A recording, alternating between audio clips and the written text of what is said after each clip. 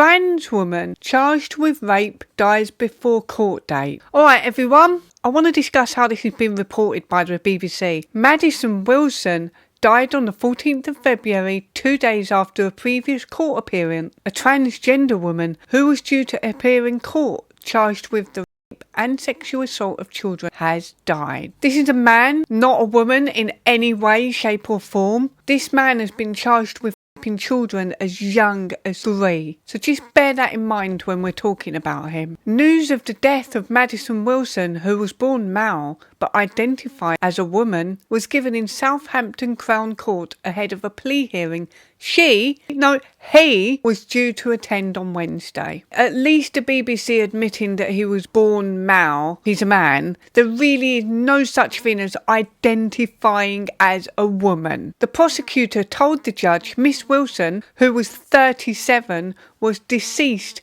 and a coroner's court listing stated that she died on the 14th of February. He's a man! A spokeswoman for Hampshire Coroner's Office said the provisional cause of death was hanging, so he topped himself. What's weird about this is the headline and the article so far leads us to believe something happened to him, but he actually topped himself, and I think it's because he knew he was about to go to prison for raping kids, and he didn't want to have to face the consequences of his actions. Which is really ironic considering people like him and supporters of people like him are always banning on about consequences. The consequences that trans activists are always screaming about. They never want to face the consequences themselves, ironically enough. But this is completely insane. Check this out. Miss Wilson of April Square, Portsmouth, had been due to face charges of a girl under 13 and causing a girl aged 5 to engage in sexual activity, both of which were alleged to have taken place in Hull in 2011. That's a really long time ago. I guarantee they're not his only victims. Miss Wilson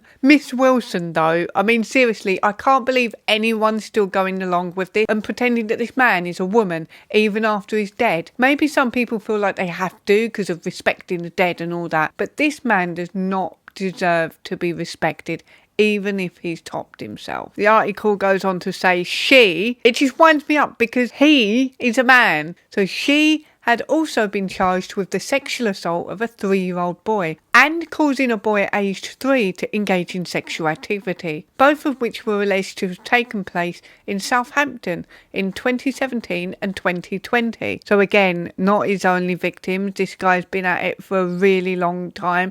It's a pattern of behaviour and he knows it. This is truly disgusting. And what's also disturbing about it is that there's way too many men who pretend to be women that target children sexually. There's just no getting away from it. For such a small marginalised minority and community, they really do have a significant predator issue, and none of them ever want to call it out amongst themselves. The court heard the charges would now be formally discontinued. His death has been listed at the Portsmouth Coroner's Court, which said he died in Southsea 2 days after he appeared at Southampton Magistrates Court. A full inquest has been listed to be heard on the 20th of January 2026. I think journalistic integrity matters, and it matters to me that this man is not a woman. It matters to me that he is not constantly referred to as a she and a her and a woman, because that is a lie. This is the reason no one trusts or likes the media anymore. Mainstream journalism is really lacking in integrity, so much so that they can't even be honest about a charged child rapist, even after he has topped himself and is no longer alive to be here and be offended by it. I remember making some jokes as far back as 2018 about how pretty soon the stats on sexual assaults by women will shoot up simply because men's crimes are now being recorded and reported as though they are women's crimes. But here we are. It's not a joke. It's completely dishonest because we all know that this is not a crime committed by a woman. But why even lie about it? Why?